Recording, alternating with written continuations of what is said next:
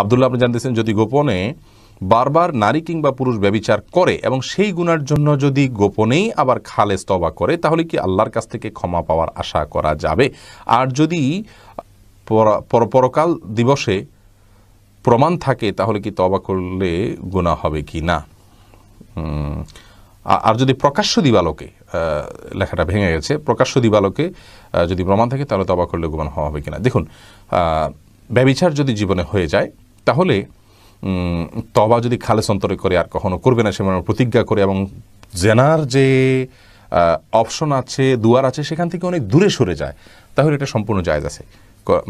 সালিসি তওবা আল্লাহ তাআলা অবশ্যই কবুল করবেন।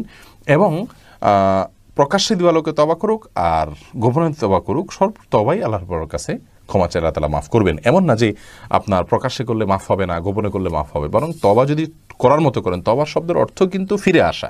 তার মানে আপনি আপনার অবস্থান পরিবর্তন করেছেন, আপনি আর কখনো এই পথে যাবেন না সে মর্মে প্রতিজ্ঞা করেছেন, যেটা হয়েছে তার জন্য লজ্জিত হয়েছেন, এবং গুনাহ হতে পারে সেরকম সমাজ এবং পরিবেশ থেকে নিজেকে সরিয়ে নিয়েছেন।